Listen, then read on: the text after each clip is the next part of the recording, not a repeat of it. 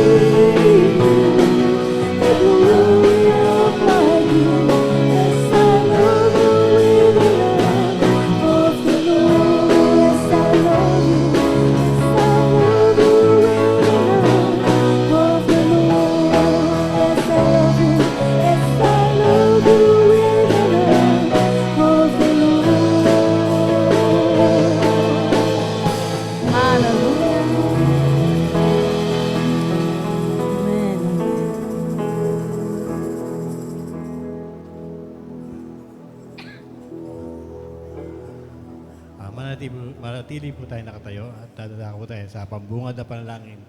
At bago tayo pangunahan sa panalangin, awitin natin ang As the Deer. Ang sabi nga sa awit, kung paano ang usay na uuhaw, ganun din ako sa iyo. At tanging ikaw lang nais ko sa pusong sambahin. Kalakasan ko't tanggalang sa iyo suko ang aking puso. Hari kang totoo, ngunit kaibigan ko at kapatid.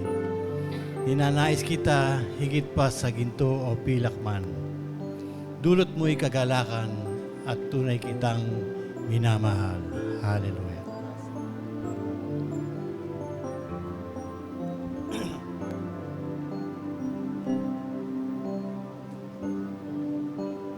As the deer pants for the water, so my soul longs after you. You alone are my heart's desire, and I long to worship you. As the deer pants for the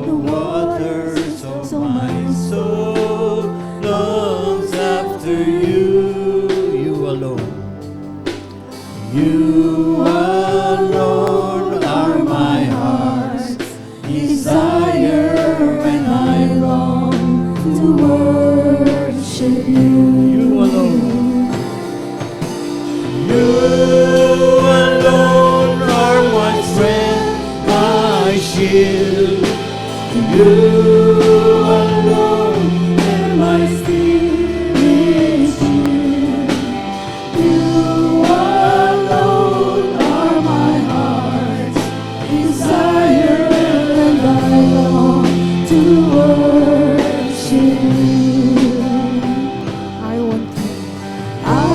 want you more than gold or silver, only you can satisfy. You alone are the real joy giver and the apple of my eyes. You alone are my strength, my shield. You alone will my spirit heal. You alone are my heart's desire, and I long to worship you. Sing, you're my friend, hallelujah. You're my friend, and you are my brother, even though you are the greatest of all. Thank you, Lord. I love you more than any other. Yes, Lord. Than anything. You alone. You alone are my friend, my shield. You alone will my spirit heal. You alone are my heart's desire, and I long to sing it again. You alone are my strength, hallelujah. You alone are my strength, my shield.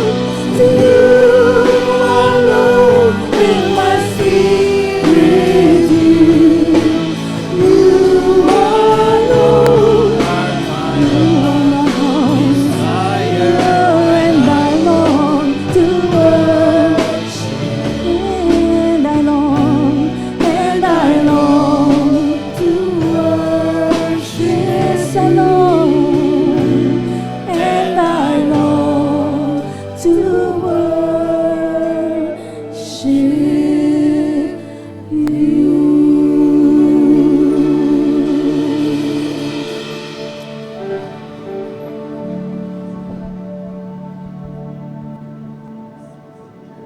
Tayo po ay manalangin. Hallelujah, hallelujah. Pinupuri ka namin, o aming Diyos, na dakila sa lahat. Hallelujah. Salamat po, Panginoon, na muli narito kami upang ikaw ay purihin, sambahin sa Espiritu at katotohanan. Hallelujah. Tunay nga po, Panginoon, na ikaw ang inaasam na aming puso. Ikaw ang nais namin sambahin. Ikaw ang nais namin parangalan, Panginoon, sa umagang ito. Salamat po, Panginoon, sa iyong pagmamahal sa bawat isa sa amin na iyong mga anak. Salamat po, aming Diyos. Hallelujah. Panginoon, nagpapakumbaba po kami sa iyong harapan. Hiniling namin ang kapatawaran mo sa lahat ng bahid ng kasalanan na nakikita mo sa amin. Sa mga naisip na salita na ikilos namin na hindi kalugod-lugod sa iyo. Patawad po, aming Diyos. Alam namin na hindi kami karapat-dapat. Subalit iyo kami minahal, Panginoon. Ikaw ang aming Diyos na nagtamo ng mga sugat, pasakit, at napako sa krus ng Kalbaryo dahil sa iyong pagmamahal sa amin. Patawad po, aming Diyos, sa lahat ng aming mga pagkukulang. Nawa ang bawat isa sa amin na maging kalugod-lugod sa iyong harapan, sa aming pagpupuri at pagsamba sa iyo, Panginoon. Hallelujah. Panginoon, sa iyo namin nilalapit ang bawat bahagi na aming pananambahan. Simula po sa aming pag-aawitan, pagtugtog at pagsayaw ng iyong mga anak. Salamat sa mga awiting inihanda, Panginoon, upang magbigay papuri sa iyo. Nawa ang lahat ng ito ay maging kalugod-lugod sa iyo at maging mabangong samyo sa iyong harapan. Hallelujah. Sa aming media team na naghahatid nga po ng aming online worship service upang aming mga kapatid na hindi nakakadalo sa aming bahay sambahan ay makadalo din po, Panginoon, through online, O God, at makasama namin sa aming pananambahan. Panginoon, sa panahon na iahayag ang kabutihan mo sa bawat isa sa amin, ang iyong mga anak na tatayo, upang maghayag na iyong kabutihan, anuman sitwasyon ng kinaharap, ikaw ay kanilang kasama. Salamat po, Panginoon, ikaw ang mapurit mataas at maging biyaya po ito at kalakasan sa aming pananampalataya sa iyo. Salamat din po, Panginoon, dun sa bawat sentimo na aming malilikom sa aming pagkakaloob ng aming mga handog at ikapo. Salamat, O Diyos, sa mga trabaho, hanap buhay na pinagkakatiwala mo sa iyong mga anak. Salamat sa mga kamay na bukas upang magbigay ng kanilang mga ikapo at handog, at alam namin na nagagalak ka sa bawat anak mo na nagbibigay na may kagalakan sa puso. At alam namin, Lord, na kulang pa po ito para ipagkaloob sa iyo. Subalit ikaw ang nagkaloob na po sa amin ng lahat ng mga pangangailangan namin. Hallelujah. Salamat po, aming Diyos. At sa salitang aming maririnig, dalangin naman, Diyos, ang iyong lingkod na maghahatid na iyong salita. Ito man ay pagsaway, pagtuturo sa amin. Tulungan mo kami na maunawaan ang bawat salitang maririnig namin sa Kanya. Itago mo sa iyong likuran, ang Kanyang mga labi ay iyong mangging labi, Panginoon, upang kami ay patuloy na maturuan ng pamumuhay ng ayon sa iyong katwiran at kabanalan. Panginoon, inaanyayahan namin ang iyong banal na Espiritu na kumilos sa aming kalagitnaan. Salamat sa bawat linggo na nagpapahayag ka na malapit ka na dumating. Paalala sa amin, Panginoon, na kami maging handa, mamuhay ng ayon sa iyong katwiran at kabanalan. Ang nais namin, Panginoon, ay makasama mo kami sa iyong kaharian. Hallelujah. Patuloy kang kumilos, Panginoon, na malaya sa aming kalagitnaan. Madama namin na iyong presensya at walang karapatan ang anumang kaaway na nag-ahablang sa aming gawain na ito.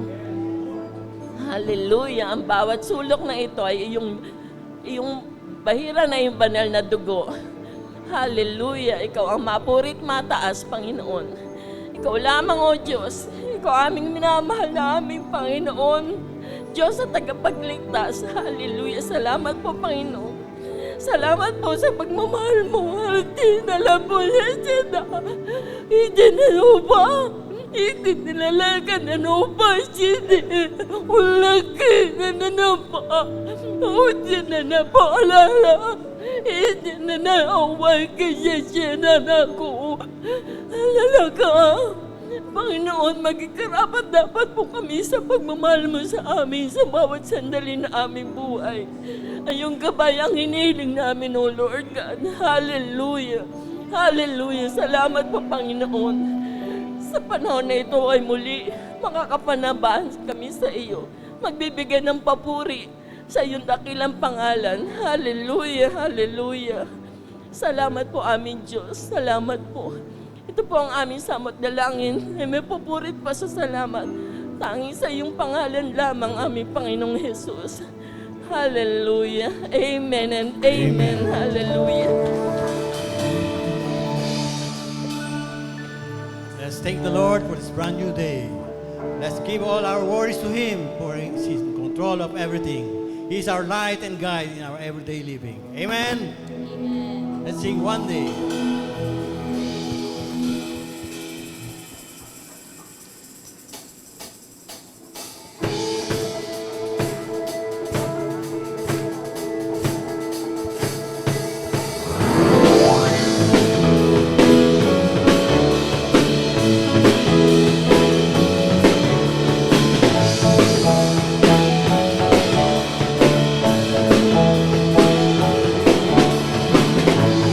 More than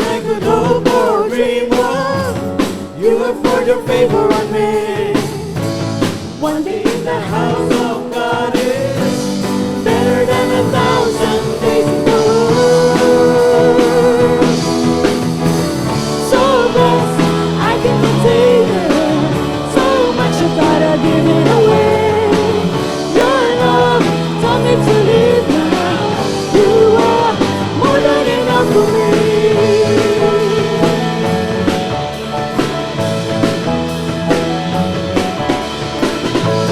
More than I could hope or dream of, you have poured your favor on me. One day in the house of God is better than 1,000 days in the world. So blessed. So blessed, I can't contain it. So much I gotta give it away. Your love taught me to live now. You are more than enough. So blessed. So blessed, I can't contain it. So much I gotta give it away. Your love taught me to live now. You are more than enough for me. Hallelujah. Yes, Lord. Lord, you're more than enough for me. Yes, oh God. Lord, you're more than enough for me. Hallelujah. Lord, you're more than enough for me. Lord, you're more than Sing it again. enough for me. Lord, you are more than enough for me. Hallelujah. Lord, you're more than enough for me. Lord, Sing it again. Lord, you are more than enough. Hallelujah. You're more than enough for me. Yes, oh God. Lord, you're more than enough for me. So blessed. Yes, Lord. So blessed, I can contain it. So much I've gotta give it away. Your love Tell me to live now. You are more than enough. Hallelujah. so blessed, I can contain it. so much I've gotta give it away. Your love. Your love Tell me to live now. You are more than enough for me. yes, oh God, you are more than enough. Hallelujah. Yes, Lord. And all things are possible with our God. Hallelujah. Yes, oh God.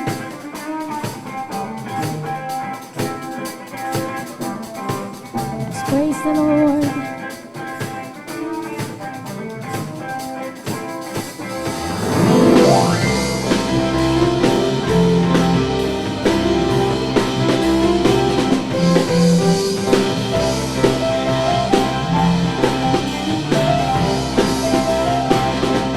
Let's sing. Almighty God, my Redeemer, my hiding place, my safe refuge. No other name like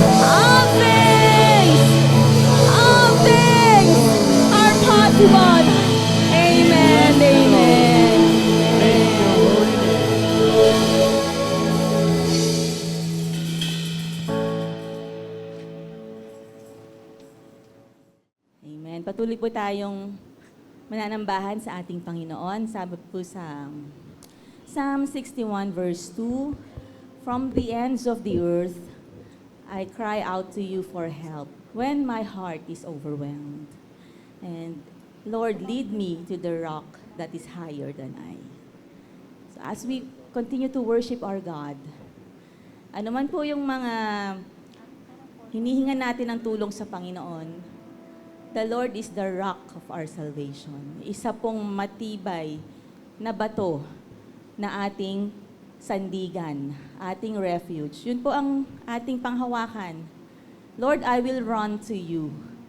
Whatever be the cost, whatever it takes, ano man po yung kaguluhan sa mundo, hindi po tayo iniiwan ng Panginoon.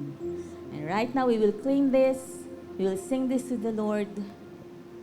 Tuloy tayong aasa sa ating Panginoon. Lord, I will run to you for your glory, for your purpose.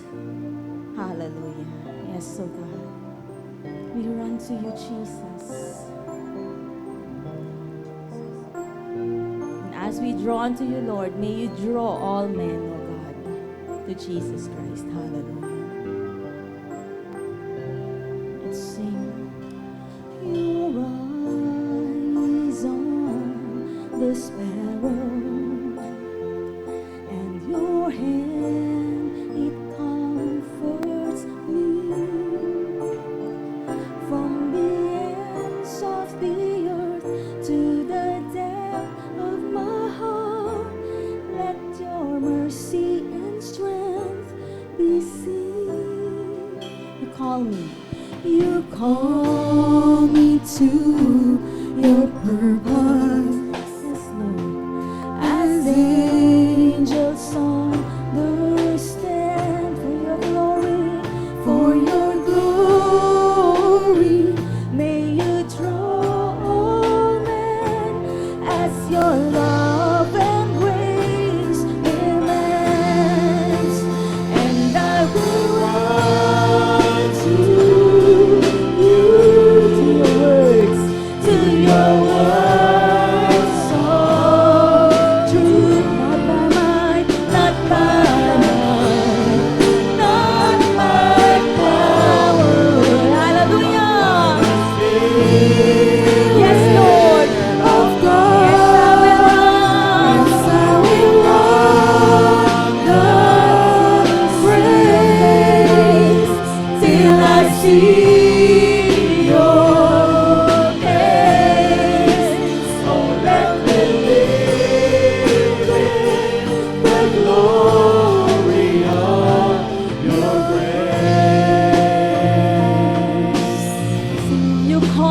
purpose. You call me to your purpose. As angels understand for your glory, may you draw all men as your love and grace demand. I will run to yes, Lord, your words of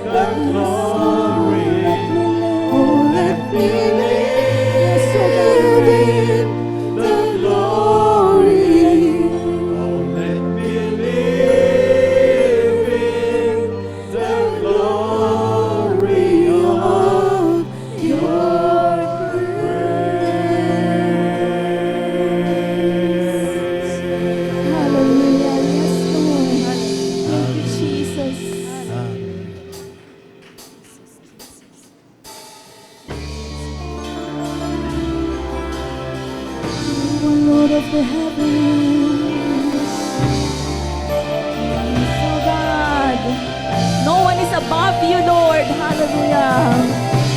You are sovereign, oh God. Yes, Jesus.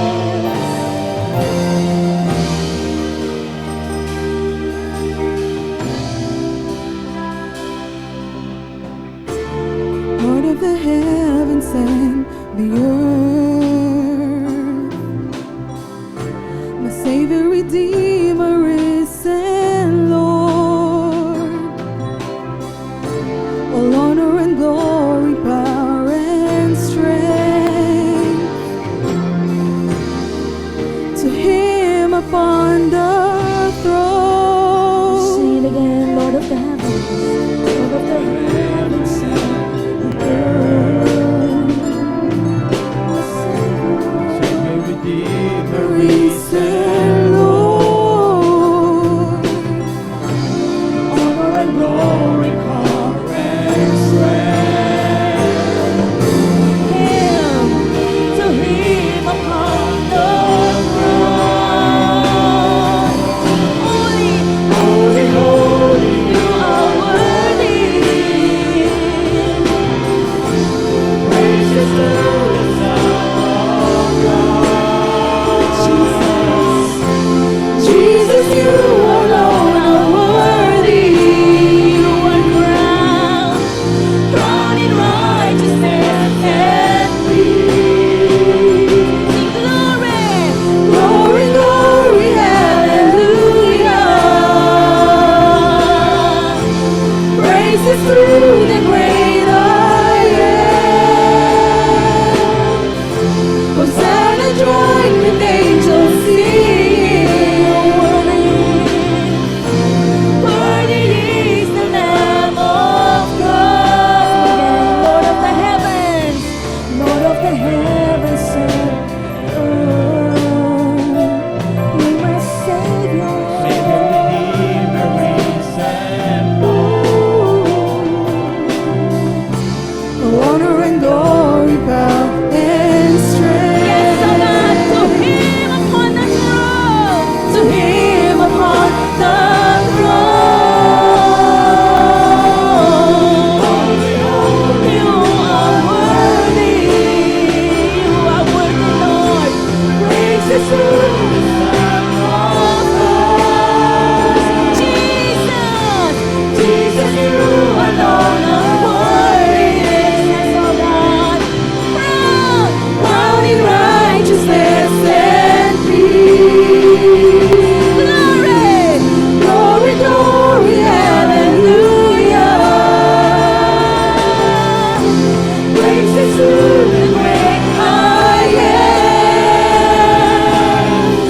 Hosanna, join with angels sing. Worthy is the Lamb of God. Glory, glory, you are worthy. praises to the great high God. Jesus, you alone are worthy. Crowned in righteousness and peace. Oh, the great glory.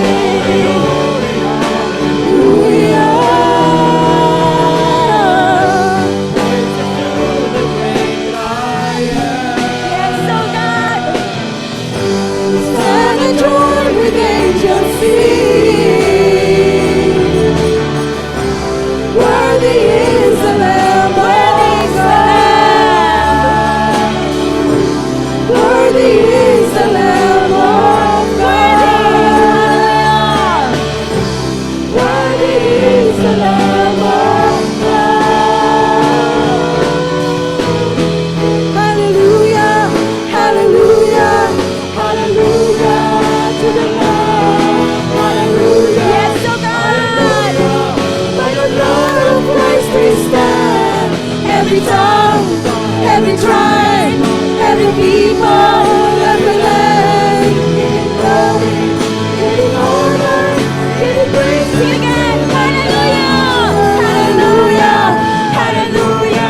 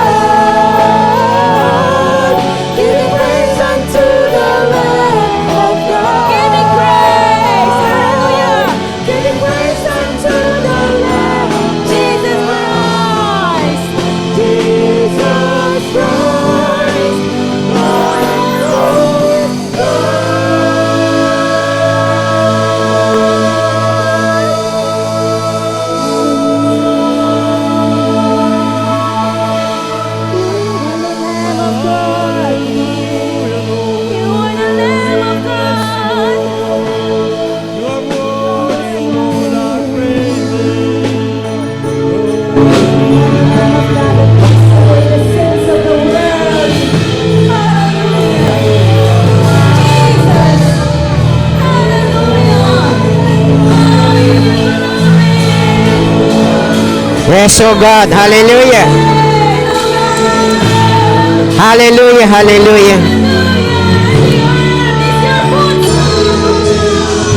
Hallelujah. Yes, we praise you, hallelujah. Yes, oh God. Hallelujah in the highest, hallelujah. Hallelujah to the Lamb of God, hallelujah. Hallelujah. Yes, oh God, hear your people, oh God, hallelujah. Yes, ay maranasan namin sa mga oras nito. Hallelujah. I will dwell in the house of the Lord for all the days of our life. Hallelujah. Amen, oh God. In your presence, Panginoon, patuloy kami magdudwell. Hallelujah. Oh God, hallelujah, hallelujah. Praise wonderful name of God. Hallelujah. Hallelujah. Yes, oh God. Yes, oh God. We worship you.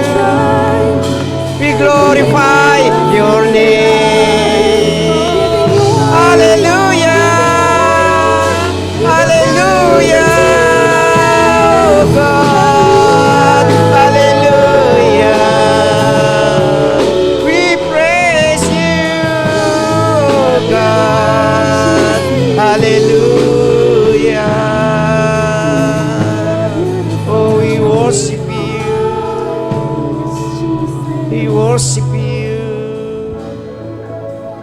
Praise God. Hallelujah. Thank you, oh God. Hallelujah. Salamat sa presensya mo, Panginoon. Hallelujah. Yes, oh God. Amen. You're continually hinihipo po ang bawat sa mga oras. Hallelujah. Hallelujah. Salamat, Panginoon. Your Spirit is dwelling in this place in the name of Jesus. Hallelujah. You're touching your people this day, oh God, in the name of Jesus. Oh God. Oh God, hallelujah, hallelujah. Praise God, hallelujah, hallelujah. Yes, oh God. Yes, Holy Spirit. Patuloy kang magpakahayag sa amin sa mga oras nito. Hallelujah. Yes, Holy Spirit, hallelujah. Yes, hallelujah, hallelujah, hallelujah, hallelujah, hallelujah, hallelujah. Praise God, praise the Lord, hallelujah. Amen, oh God, amen, amen, amen.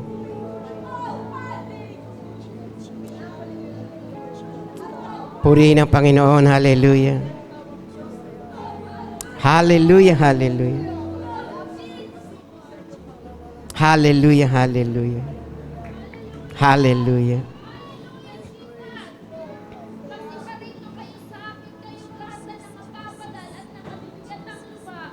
At kayo ay bibigyan ko ng kapahingahan. Ako ang iyong Diyos, Ama sa langit, laging kumakalinga, nagmamalasakit at nagmamahal sa inyo. Huwag ninyong pagsumakitan ang mga bagay ng sanlibutan, sapagkat ang lahat ng yan at magbibigay lamang sa inyo ng kabigatan at ng katatakutan, sapagkat akong yung Diyos na makapangyarihan at laging kumakalingat ng mamalasakit sa inyo. Ayaw ko na kayo ay magkaroon ng kabigatan sa inyong kalooban. Katotohanan na sinasabi ko sa inyo, unahin nyo ang aking katwiran at ang aking kaharian, at ang lahat ng inyong kailangan ay aking ipagkakaloob. Ang bulaklak ay Thank you, nalalanta, Jesus. Hallelujah. ang damo ay natutuyo, ngunit ang aking salita ay siya'y mananatili hanggang wakas. Ito ang wika ng Panginoon. Amen, amen. Purihin ang Diyos, hallelujah. Hallelujah, hallelujah. Hallelujah. Salamat sa kabutihan mo, Panginoon. Sa lahat ng mga pangako mo. Salamat po. Salamat sa pagmamahal, Panginoon. Purihin ka, Panginoon. Hallelujah. Kaya salamat po. Even this day morning, ipagpapasalamat din namin sa iyo. Yung mga kapatid namin sa mga oras na ito, Ama Banal, ay mayroong mga karamdaman. Hallelujah. We pray for them, Father God in heaven, because we believe, we trust you. At hinihingi namin sa pananampalataya sa iyo, ayos sa iyong kalooban, na aming mga kapatid nito sa mga oras nito, na nasa banig ng karamdaman, ay aabutin mo na yung mapagpalang kamay at makapangyarihang kamay, Panginoon. Yes, Father God in heaven, let your will be done upon them. And I pray you continually healing in the name of Jesus. Hallelujah. Oh God, hallelujah, hallelujah. In Jesus' name, hallelujah. Lahat ng sakit, anumang karamdaman sa pangalan ni Jesus, pinalalayas namin sa mga katawan lupa ng aming mga kapatid sa mga oras nito. Even yung mga kapatid na narito sa lugar nito. Ano man yung pain, ano man yung pinagdaraanan sa pangalan ni Jesus, amin pong itong winawasak sa buhay namin dahil walang karapatan ang mga sakit nito, mga pagdurusan to o mga problema to sa buhay namin. Kaya sa pangalan ni Jesus, sinasawatan namin to sa mga oras nito. In Jesus' name, hallelujah, hallelujah. Layas, layas, get out in Jesus' name. Hallelujah, hallelujah, hallelujah, hallelujah. Salamat po, Ama, na marami po sa iyo. Salamat doon sa katotohanan na kapag kainunan namin ay yung karyang katwiran, lahat ng mga bagay, Amang Banal, ay daragdag mo sa amin. Maraming salamat. Tunay nga, Amang Banal, napakabuti mo sa amin. Ganun mo kami kinakalinga, ganun mo kami pinahalagahan, hallelujah. Ganun mo kami minamahal, Panginoon. Kaya salamat, hallelujah. Purihin ka at pasalamatan. In Jesus' mighty name, and everybody say, Amen and Amen. Amen. Praise God. Hallelujah.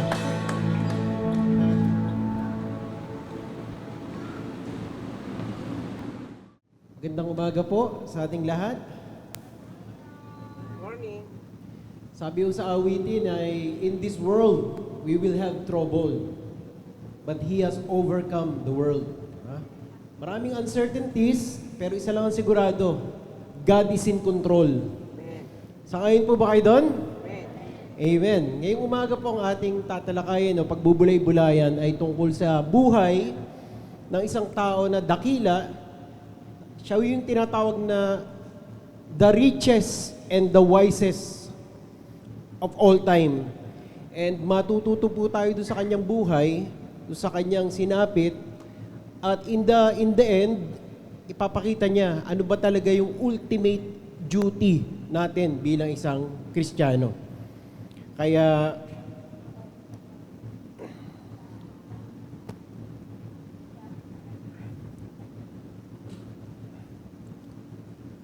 okay.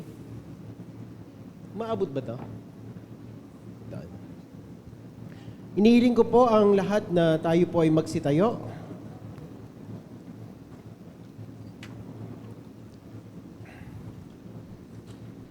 Atin pong basahin ang Ecclesiastes 1:1-2 and itong next is Ecclesiastes 12:13.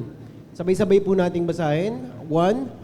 The words of the teacher, the son of David, king in Jerusalem. Vanity of vanities, says the teacher. Vanity of vanities, all is vanity. And sa Ecclesiastes 12:13 po, sabi sa 13, let us hear the conclusion of the whole matter. Fear God and keep His commandments, for this is the whole duty of man. So madali po tayo manalangin. Panginoon, salamat po dahil tunay ang iyong salita na you will never leave us nor forsake us. Salamat, Panginoon, doon sa patuloy na pagdaloy ng iyong biyaya sa bawat isa sa amin, sa iyong mga anak. Salamat, Panginoon, doon sa certainty na ginagabayan niyo kami, pinoprotektahan niyo kami, iniingatan at pinagpapala anuman ang sitwasyon. At ngayong umaga po, Panginoon, ay dalangin namin na kayo po yung mangusap sa aming mga puso't isipan dito sa iyong mga salita. Gabayan niyo po kami na may pamuhay, magkaroon ng faith dun sa iyong mga kalooban at katwiran. This we pray in Jesus' name. Amen. Makakaupo na po ang lahat.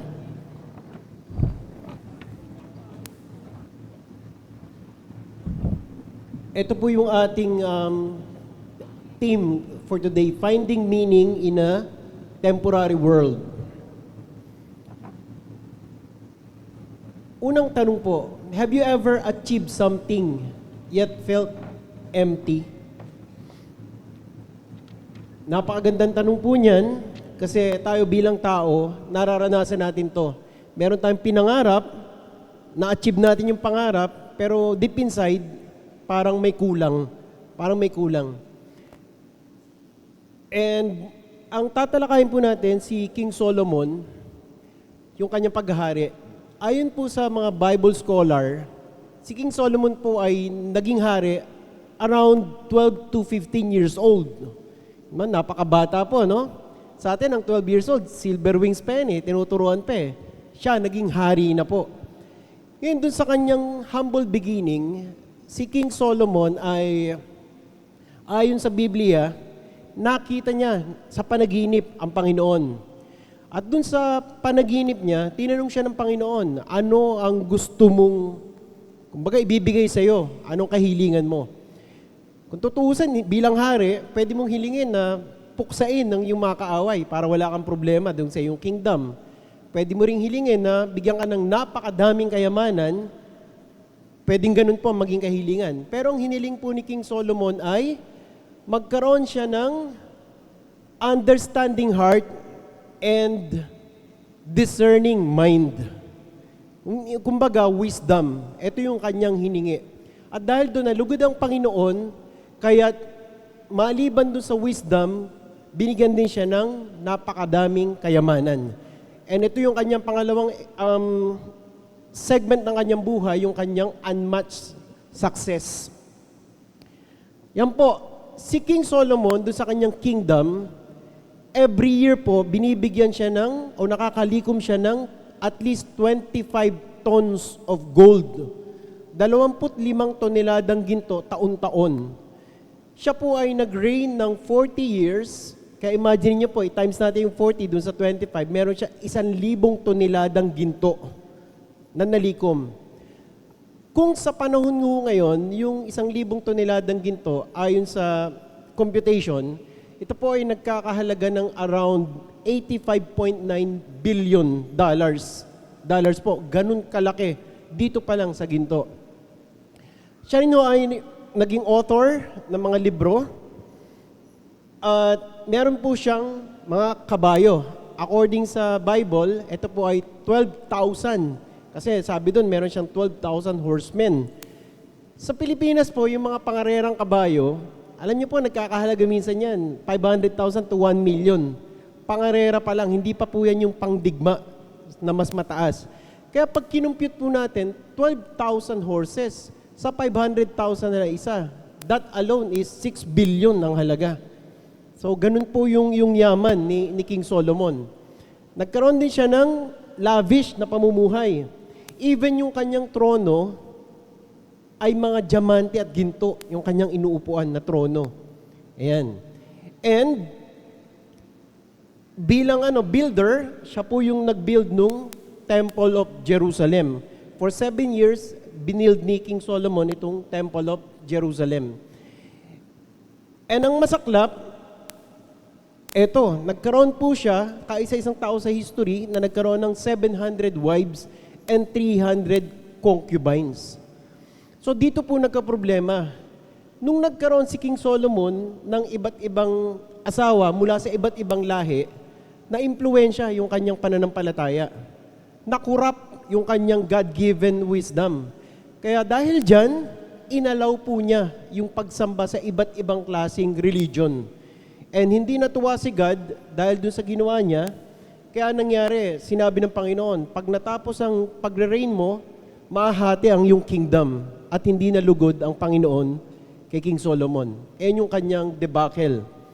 And meron siyang sinabi, by the way, eto familiar po tayo, no? Ang richest man ngayon sa buong mundo, si Elon Musk. As of March 28, 2026, kahapon lang po yan, no? Updated. Ang kanyang net worth ay $809.9 billion. Malapit na po siya maging first human in the modern times na trillionaire. So paano po namin nalaman yung ganyang amount niya? Tinawagan po namin kahapon at tinanong namin. Hindi. Tinignan po namin sa Forbes magazine at ito nga yung kanyang net worth. At kung tatanungin naman natin, ano kaya ang net worth ni King Solomon sa panahon ngayon? Ito po. Ang sabi, estimated yung range ng kanyang network kung ngayon ay aabot ng 2 hanggang 3 trillion dollars. Imagine nyo mo, sobrang laki. At hindi lang siya dyan nakilala. Nakilala siya dun sa kanyang wisdom. Ayan. Kung familiar po kayo, ito po yung istorya sa Bible na merong 2 prostitute. Itong 2 prostitute na to, magkasama sa bahay, parehong may anak, sanggol. Yung isa, kasama yung sanggol niya, and then yung kasama niyang babae na may sanggol din. Isang gabi, nahigaan nung isang prostitute yung anak niya. Patay. Kaya ang ginawa nitong prostitute na to, nakita niyang patay yung anak niya, pinuntahan niya yung kabila, kinuha niya yung anak na buhay, nilagay niya yung patay at kinuha niya yung buhay. Kaya pagdating ng umaga, nung nakita na nung isa na patay yung kasama niyang sanggol, sabi niya, hindi ito yung anak ko. Akin yan. Hindi, akin to. So dun sila nagtalo. Kaya nangyari, dinulog po nila yung kanilang kaso kay King Solomon.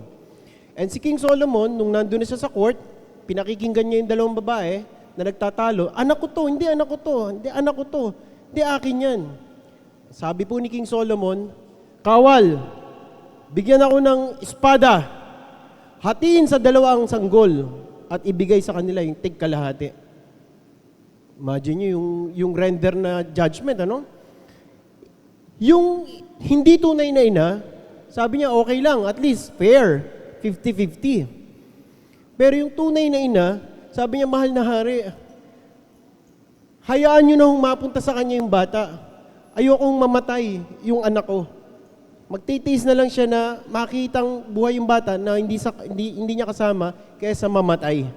Kaya dahil dun sa sitwasyon na yun, sinabi ni King Solomon, ibigay sa kanyang bata, siya ang tunay na ina. And then yung story po na yun, lumaganap sa kingdom. Kaya nakita yung kanyang wisdom. At marami pa pong kwento about dun sa mga judgment ni King Solomon. Dahil dyan sa karangyaan ng kanyang buhay, at nagtumalikod siya sa Panginoon, meron siyang itinuturing na vanity. Sabi niya, lahat ng mga bagay, ari-arian ko na to ay walang kabuluhan. Ano po yung ibig sabihin ni King Solomon sa word na vanity? Una, sabi niya, empty. Empty lahat ng bagay na yan. Pangalawa, sinabi rin niya, walang kabuluhan. Meaningless. Imagine niyo, napakayaman mo, tapos lahat ng ari-arian mo, meaningless. Sinabi rin niya na, it's temporary, like vapor. Di ba? And then, finally sabi niya, a life without God is like chasing the wind. Mga kapatid, subukan po nating hipan yung ating palad. Hipan lang natin. Nahipan niyo na po? Naramdaman niyo po yung hangin na dumaloy, di ba? Ngayon naman po, ang pangalawang gagawin natin, subukan nating hulihin yung hangin sa paligid natin. Andiyan yung hangin pero subukan nating hulihin. Wala ho tayong nahuli, di ba? Kasi nga, sabi ni King Solomon, it's like chasing the wind. Ito yung 12 bagay na kinukonsider na walang kabuluhan ni King Solomon. Una po, yung youth and physical life. Ayan. Yung mga GHC dito, napansin niyo po ba na ang ating kabataan ay parang napakabilis? Natapos na agad at ngayon hindi na tayo kabataan. Kumbaga, dati tayong youth, ngayon ay gayot na daw. Ayun. Kaya sinabi ni King Solomon, yung youth and physical life is vanity. Like a vapor. Biglang nawawala. Di ba? Yan yung una niyang kinonsider na vanity. Pangalawa, yung pleasure and entertainment. Mga kapatid, nakapag-asawa siya ng 700 yung kanyang wives Imagine nyo, kada isa doon, may okasyon, di ba? Kasi pinakasalan mo. At hindi ho pipitsugin yung mga asawa ni King Solomon. Mga anak ng Pero, anak ng prinsipe, mga hari na iba-ibang lugar, yun yung kanyang napangasawa. So imagine niyo, dun pa lang sa 700 wives na yun, 700 parties yung nangyari. Kaya yung pleasure and entertainment, kinonsider din ni King Solomon na fleeting, baliwala, walang saysay. Pangatlo po yung riches, wealth and riches. Ayan. Napakayaman po ni King Solomon. Nasa kanya na lahat, everything that you can mention, pero sinabi pa rin niya, vanity, walang kabuluhan. Number 4 po, power and status. Nung panahon po ni King Solomon, pinupuntahan siya ng mga iba't ibang hari, reyna, kilalang tao nung panahon niya. Kaya nga merong Queen of Sheba, the arrival of Queen of Sheba, dun sa mga classical music. Kasi yun po yun, isa sa dumalaw sa kanya, yung pinaka-famous nung panahon niya, si Queen of Sheba. Minention din na yung King of Tyre ay dumalaw din kay King Solomon. Dahil sa kanyang power and status, pinupuntahan siya ng iba't ibang makapangyarihang tao. Number 5 po is seeking fame and legacy. Ayan. King Solomon, meron na po siyang legacy tutuusing may iwan. Bakit po? Siya ay author ng 4 na libro. Una, Psalm. Siya po ay author ng Psalms. And then yung Song of Solomon, ando na, yung pangalan niya, siya yung author nun. Siya din yung author nitong tinatalakay natin, yung Ecclesiastes. Ito yung kanyang sinulat nung nagmumuni-muni siya, ano nga ba ang tunay na kahulugan ng buhay. And yung Proverbs po, na merong halos 3,000 entries, halos majority po doon is galing kay King Solomon. So sobrang husay po niya. Kaya yung legacy, meron na siyang naiwan. Pero kinonsider niya rin itong vanity. Number 6 po is great achievements and projects. Nung panahon po ni King Solomon, dyan niya na itayo yung Temple of Jerusalem. Puro ginto. Ayon sa description, mga mamahaling bato, ginto. And ito po ay tinuturing na isa sa pinaka-greatest achievement of all time. And aside from that, itinayo niya rin yung palasyo. Kasi imaginein mo, meron kang 700 wives and 300 concubines. Bigyan mo lang ng 1 kwarto ang isa doon. Meron ka na 1,000 kwarto na kailangang buuin. Kaya isa yon sa kanyang naging project. And sinabi rin dyan, meron tayong endless human desire. Ayan, endless human desire. Kung mapapansin ninyo, kahit tayo personally, nung bata pa tayo, sana makarating akong Manila Zoo. Ang babaw lang ng kaligayahan natin, Manila Zoo lang. Nung nakarating tayo doon, sana makarating ako ng Hong Kong. Naging Asia na. And then nakarating ka doon, sana makarating ka ng Europe. And then sana makarating ka around the world. Hindi nauubos yung ating desire. Minsan, pangarap mo lang, simpleng bag. Nung nagkaroon ka na, sana magkaroon din ako ng alahas. Nung nagkaroon ka na ng alahas, sana magkaroon ako ng maraming pera sa bangko. Nung nagkaroon ka ng 1,000 sa bangko, sana magkaroon ako ng 1,000,000. Endless. Kaya sabi ni King Solomon, iyan ay isa ring vanity. And sabi ni Mahatma Gandhi, the world is enough for man's need, but not enough for man's greed. Kasi nga, walang kasiyahan ang tao. And then number 8, yung life's repetitive cycle. Napaka-observant po ni King Solomon. Na-observe niya lahat yan. Sabi niya, repetitive ang buhay, paikot-ikot lang, paikot-ikot. Sinimulan po niya sa araw. Sabi niya, ang araw, sisikat sa silangan, lulubog sa kanluran. At araw-araw, ganyan na nangyayari. Pangalawa, sinabi niya, ang wind. Bababayan, papuntang south, babalik ng north, iikot, pero walang destinasyon kung saan niya magustuhan. And then pangatlo, sinabi niya, yung mga ilog, repetitive yan. Halos yung libo-libong ilog, lahat yan ang tungo sa karagatan. Pero hindi mo nakikita ang karagatan na napupuno. Di ba? Sa yung mga observation niya. And idinagdag pa niya, even yung buhay ng tao, repetitious. Magiging sanggol ka, then dadating ka sa kamatayan. Meron nga po akong nabasa dati, sabi nung nagsulat, Pansinin nyo, pag pinanganak ka, andun ka sa salamin. Tinitignan ka sa salamin, andun ka sa nursery. And then nung namatay ka, ganun pa rin, may salamin pa rin, kaya lang this time, casket na yung salamin at tinitignan ka rin ng mga tao. So it's a cycle, it's a cycle. Kaya sinabi ni King Solomon, it's also vanity. Number 9 is, sabi niya, yung wisdom without eternal perspective. Alam niyo po, itong 21st century, nag-boom yung self-help na mga libro. How to be clever, how to become genius, how to have wisdom. Ayan. Nagkalat po ngayon yan kasi nga, yung wisdom na hinahanap ng tao. Meron nga po akong nabasa nakalagay doon, sabi niya, meron daw siyang nakitang libro, how to solve 50% of your problem. Kaya binili daw niya 2 para 100% masolve, ano? So, sabi ni King Solomon, kahit gaano karunong ang tao, hindi pa rin niya nasosolve yung kamatayan.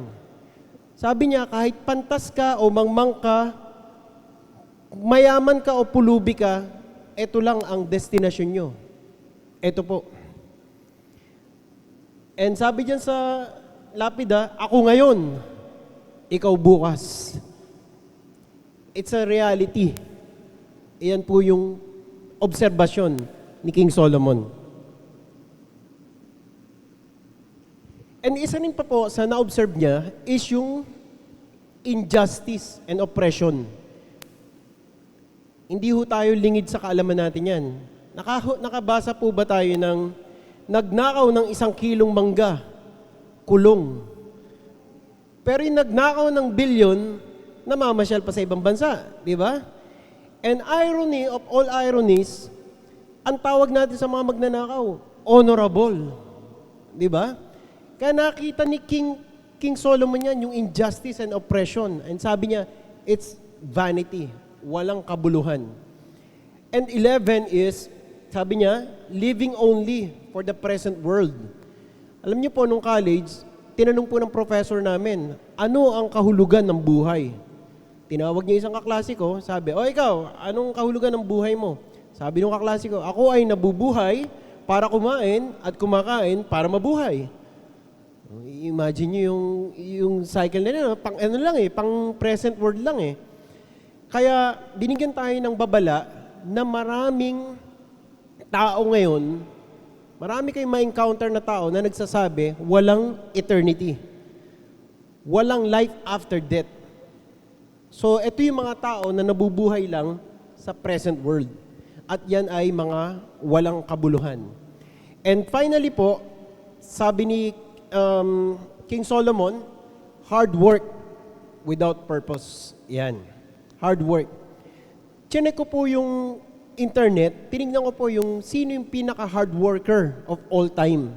Nakita ko po doon, ang number 1 sa listahan, si Thomas Alva Edison. Kung familiar po kayo, siya yung nag-invento ng mga light bulb na yan. Sabi po, si Thomas Alva Edison po ay nagtatrabaho 16 to 18 hours per day. At minsan, umiidlip lang pagkagising, trabaho na naman. Kaya, even dun sa kanyang famous na kasabihan, sabi niya, success is 1% inspiration and 99% perspiration. So dun makikita rin yung kanyang values in life, yung pagiging hard worker.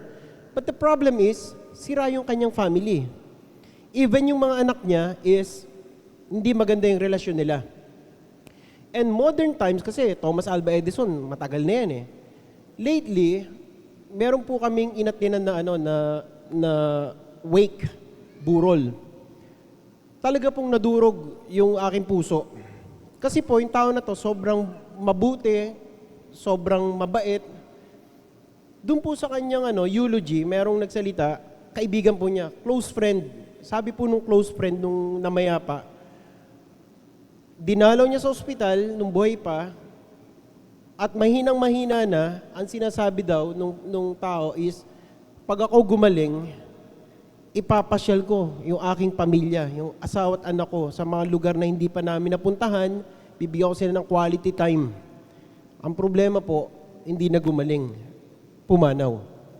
At ang nagpadurog ng puso ko doon, nung nagsalita po yung anak, umiiyak yung anak, sabi niya, ang biggest regret niya doon sa kanyang buhay is naibigay sa kanya lahat ng material wealth pero wala yung quality ng relationship doon sa kanyang magulang.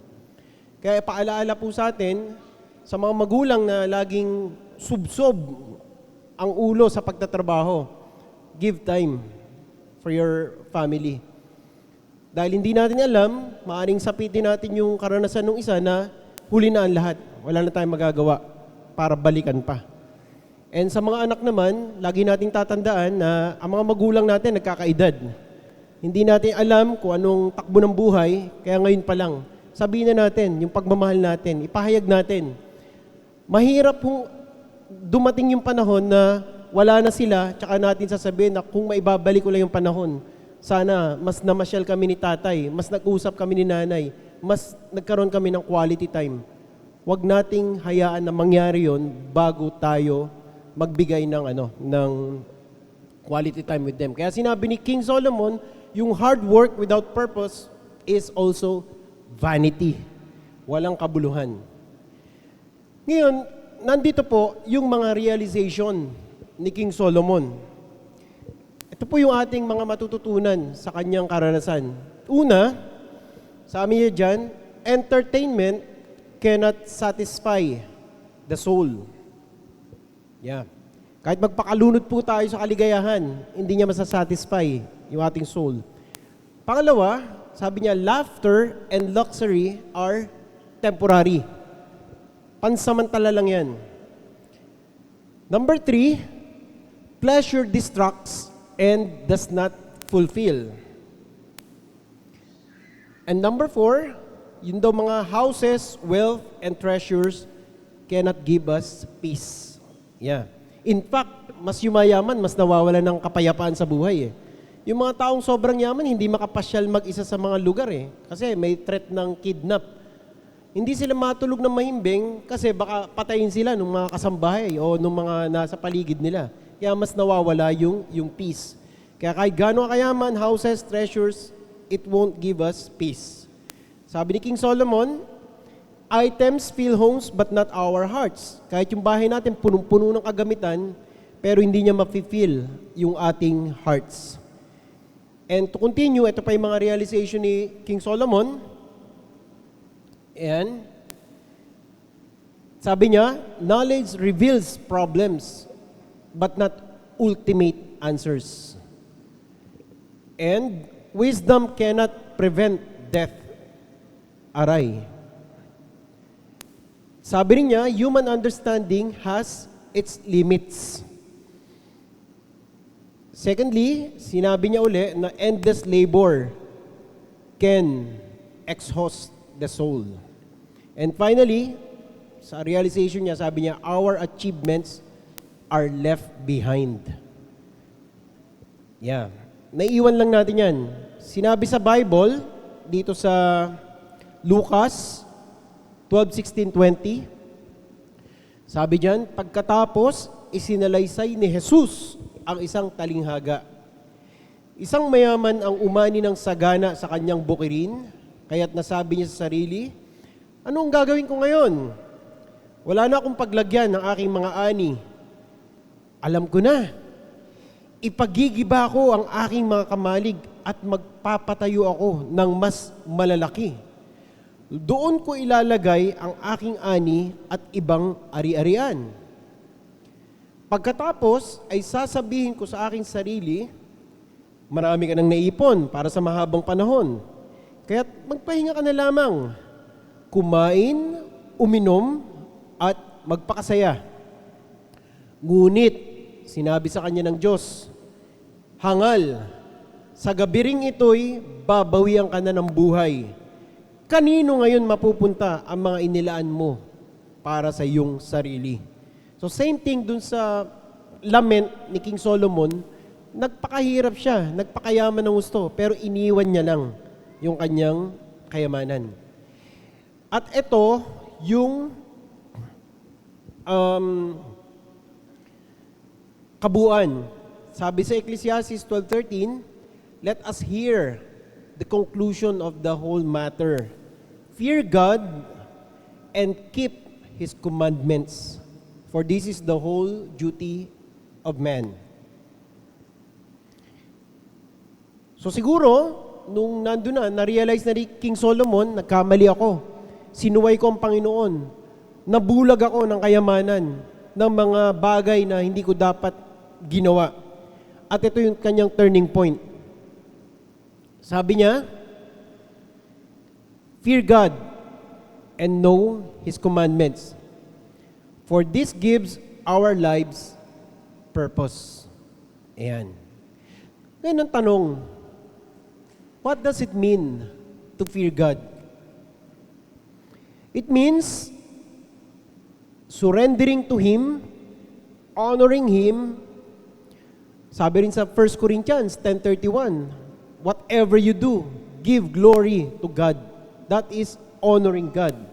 And most importantly, putting Him first. Paulit-ulit tayong nire-remind ng Matthew 6:33, seek ye first, di ba? Kasi ito yung nararapat. Ito yung duty ng Kristiyano. Put Him first.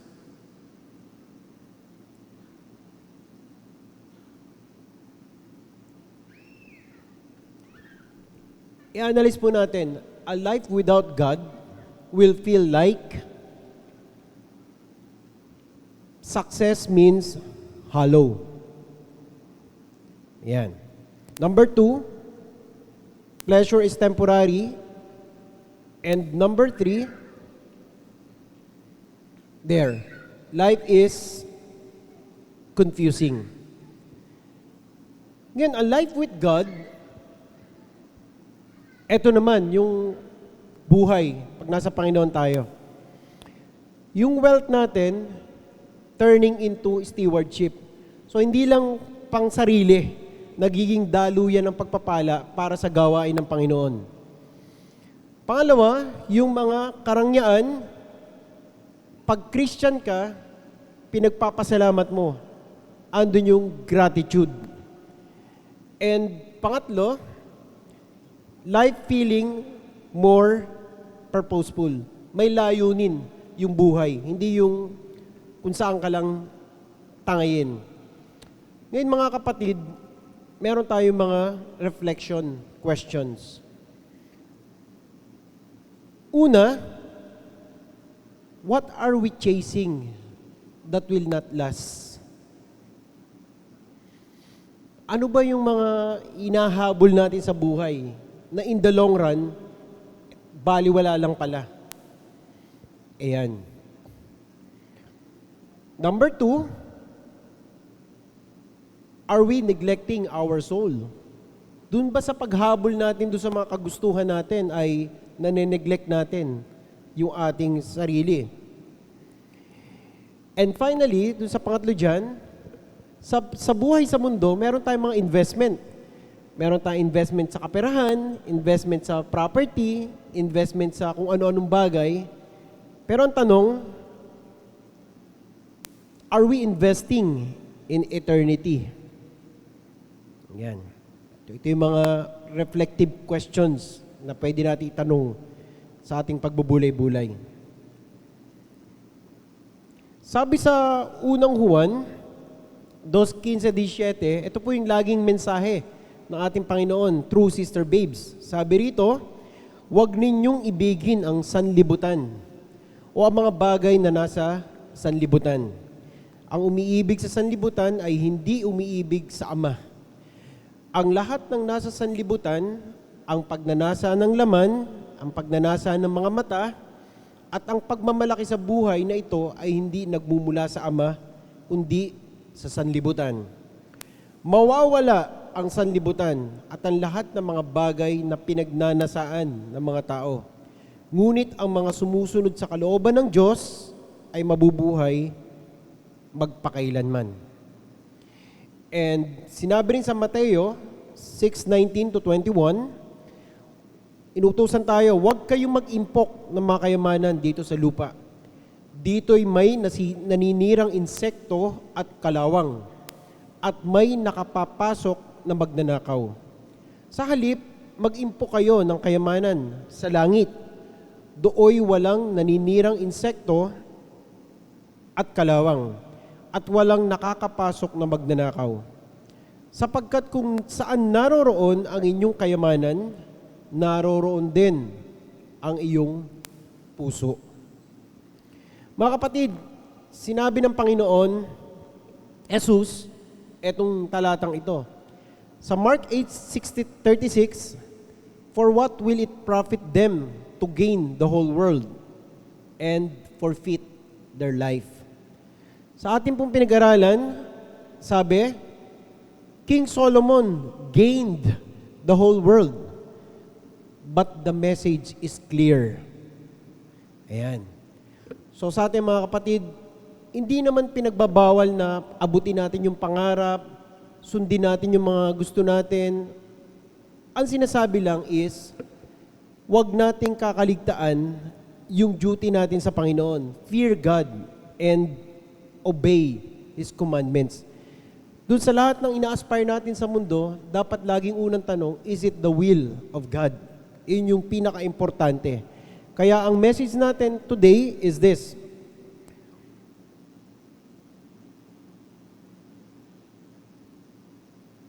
stop chasing the wind and start chasing the will. Sabay-sabay po nating basahin. Stop chasing the wind, start chasing the will. So madali pong tandaan, para paglabas natin, meron tayong gabay. Panginoon, hindi namin susundan yung mga makamundong hangarin, kundi hahanapin namin yung kalooban mo. We will start chasing your will. With that, purihin ang Panginoon sa mensahe niya ngayong umaga.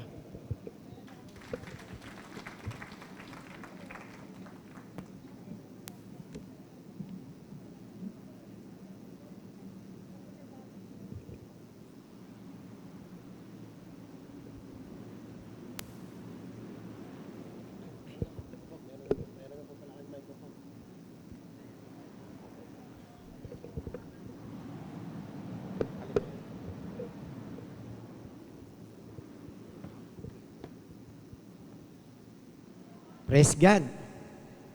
Purihin ang Panginoon. Hallelujah. Maganda ba yung mensahe ng Panginoon? Nabigyan ang points ko ron, tayong lahat ay mayayaman sa Diyos, di ba? Spiritually. Bakit pinunto rin doon, may mayaman? Excuse po sa mayaman, ha? Kayo magagalit. Forgive us. Lahat kasi na mayaman, talagang yumaman yan. Pero may purpose pala ang Diyos sa mayaman, para maging daan siya ng pagpapala sa gawain ng Diyos. Amen? Meron pong mayaman, sabi sa akin isang araw, Pastor, itong pwestong ito, paglalagyan natin ng chapel. Wow, yaman eh, di ba? Praise the Lord. Sana all, lahat na mayaman, ganun. Meron siyang pusong tinawag ng Panginoon, may pusong ihandog yung kanyang ari-arian para sa Panginoon. Kasi alam na mayaman ito, na hindi niya madadala ang kayamanan sa langit. Mayaman sa langit eh. Pastor, pag ito'y tatayon natin ng chapel to, mangangalap tayo ng kaluluwa dyan para maraming manambahan sa Panginoon. That's the kingdom of God. The rich people is offer his land. Siya pa nga magtatayo ng chapel. Di ba kayo natutuwa sa Panginoon? Tapos ikot kami, Pastor, ito naman malaking lupang ito, tatayon din ng chapel. Chapel, wow. But the problem is, makita namin, meron na palang gawain ng Diyos doon. Sabi ko sa isang kapatid, sayang, ito yung nasa by gilid ng house na yan, yung mga house na yan, ma-encounter natin yan, na magkakandak tayo ng Bible study, dadali natin doon. The problem is, meron na palang chapel. Ayaw naman namin maging kontrabida. Why? Minamahal. Alam niyo po ba, pagka ikaw ay sa puso mo, nandun yung desire mo maglingkod para sa karya ng Diyos, yan. At hinahanap mo itong mga kaluluwan to na mapapahamak, mahirap, mayama, may pinag-aralan, mapapahamak ang kaluluwa. Ang desire ng puso mo, dalhin sila sa Panginoon. Like us, katulad po natin. Mula sa kawalan, pinagpala, eto tayo. Nasasabik tayo dun sa kaharian ng Panginoon. Amen? Andiyan po ba kayo? Okay.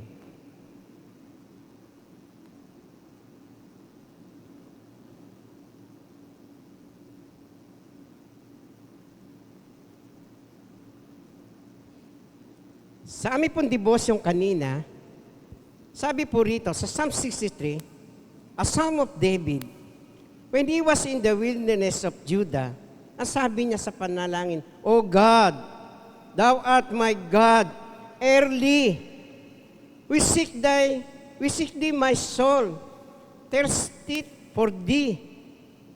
My flesh longeth for Thee in a dry and a thirsty land where no water is. Sa Tagalog po, O Diyos, Ikaw ay Diyos ko. Wow, ang ganun manalangin si David. Hanapin kitang maaga. Mga Kristiyano, ito po, maaga nagdaratingan sa church. Kayo na, sabi daratingan. Kinauhawan ko ang aking kaluluwa. Ayan po. Pinananabikan ka ng aking laman na isang tuyo. Kumbaga, tayo po mga Kristiyano, bakit tayo narito? Nais natin nandun sa presensya lagi ng Panginoon. Amen? Nauuhaw ang ating kaluluwa na nais natin habang narito tayo, lahat po tayo ay masabik sa presensya ng Panginoon. Nandiyan po ba kayo? Not work, not our profession, but in the presence of God. Amen? Palapakan natin ang Diyos. Niling ko po na tumayo na po tayo. Yan. Hallelujah, hallelujah. Praise God. Praise the Lord.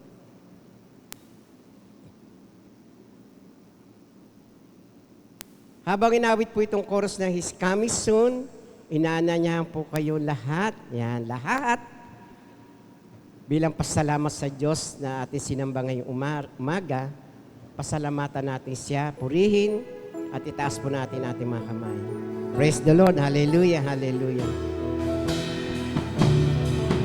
He's coming soon. Hallelujah. He's coming So, yes, oh God. with joy. We welcome His returning. It may be morn, it may be night or noon. We know He's coming soon. Siya'y darating, Yes, oh God. siya'y darating. May galak na sasalubungin. Maging umaga, hapon o dilim, alam natin siya'y darating. Hallelujah, hallelujah. Heavenly Father, we thank you for this day morning. Thank you, O God, sa lahat ng mga bagay na ginawa mo sa amin. And even this time, Father God, thank you. Salamat sa aming mga kaluluwang uhaw ay pinalakas mo, Panginoon. Dahil sa iyong salita, ang salita mo lagi sumasalamin sa aming mga buhay. Father God, mangyari lagi yung kalooban mo na mga salitang ito ang siyang itarak mo sa aming mga kaisipan, Panginoon. Na ano pa sa aming pamumuhay ay hindi kami malilito, hindi kami magugulumianan, hindi kami babaksak, Panginoon. Kung ang salita mo ay laging nakatarak sa aming isipan at higit sa lahat, ang salita mo, ang siyang isulat mo lagi sa aming mga puso. At sa puso nyo, naroon lagi naman ang kagalakan. Ano man na nangyayari, hindi kami mag-aalala, hindi kami matatakot. Dahil alam namin, ang iyong mga salita at higit sa lahat, Panginoon Jesus, ikaw na ang maghahari sa aming mga buhay. Wala kaming katatakutan dahil kasama ka namin, Panginoon. Salamat Salamat po, Ama, na marami sa sandaling ito aking kong iniling sa pangalan ni Jesus. Ang iyong patuloy na pakikisama sa amin ay gawin mo, Panginoon. Habang iniintay namin ang iyong pagbalik muli, Panginoon Jesus. Salamat sa umagang ito, salamat sa iyong salita, salamat sa iyong presensya at sa banal na pagkilos ng Holy Spirit sa umagang ito, sa buhay po. At minsan pa naranasan namin ang kagalakan na ito habang nagpupuri kami sa iyo, habang niluluwalhati namin ang iyong banal na pangalan at umaawit kami na may kagalakan mula sa aming mga puso, Panginoon. Dahil ito ang kalooban mo, Panginoon. Kaya Ama, sa pangalan ni Jesus, at ngayon hiniling namin sa iyo, Amang Banal, sa pasamantala namin pag-iwalay sa dakong lugar nito, baunin namin lagi ang kapayapaan mula sa iyo, Panginoon Jesus. Ang kagalakan mula sa iyo, Panginoon Jesus, sa pangunguna mo sa buhay po ng bawat isa. At ngayon ang pag-ibig ng ating Diyos Ama, ang biyaya ng ating Panginoon sa Kristo, at ang patuloy na pakikipisan ng banal na Espiritu Santo ay sumabawat sa ngayon at magpakailanman. Ang lahat po ay magsabi ng Amen, Amen. Praise the Lord! Hallelujah! Praise God!